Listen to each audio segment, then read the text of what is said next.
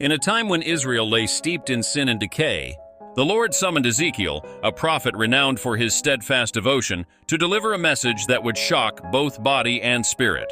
Amidst the rampant corruption of his people, Ezekiel received a command that defied all common sense.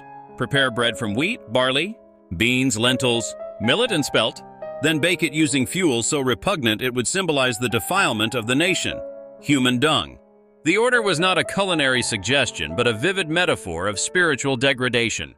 The very idea of using human refuse as fuel was meant to illustrate a people so mired in corruption that even what they discarded was set apart for divine judgment. Yet for Ezekiel, a man who valued purity and honored the sacred, this command struck him with deep revulsion. How could he, a servant of the Most High, willingly defile himself in such a manner? With a humble and trembling heart, Ezekiel pleaded before the Lord, "O sovereign Lord, I am your servant.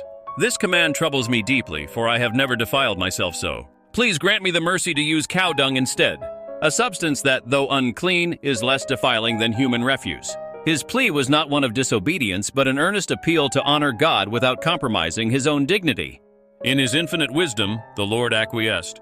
Recognizing the purity of Ezekiel's heart, God allowed him to use cow dung, a concession that balanced the harsh symbolism of the command with a measure of human integrity. Though cow dung still evoked uncleanliness, it was a lesser stain, a divine compromise that maintained the potency of the message without demanding complete self-abasement. With the revised command in hand, Ezekiel set about his task. In a scene that would forever be etched in the memory of Israel, he ground the grains and legumes, mixed them with water, and prepared a modest oven fueled by cow dung. As the coarse dough was laid upon the heated surface, the act itself became a living parable. The aroma of the baking bread mingled with the earthy scent of dung, a sensory reminder of the spiritual filth that had invaded the nation. Each step of the process, mixing, baking, and even the act of eating, was charged with symbolism. Ezekiel's work was not mere sustenance. It was a prophetic performance designed to jolt a complacent people into the harsh reality of their sin. The bread, rising from a base of impurity, was a stark sign that even the most basic provisions of life had been tainted by corruption. In the days that followed, the dramatic spectacle of Ezekiel's meal spread throughout Israel. Far from inciting mere disgust, the act served as a profound symbol of impending judgment and the enduring hope of redemption.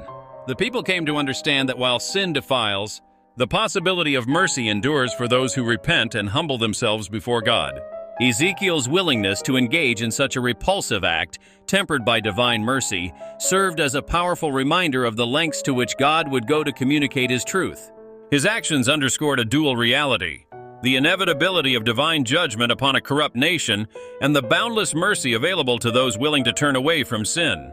Thus, through an act both repulsive and sublime, Ezekiel left his mark on the annals of prophecy.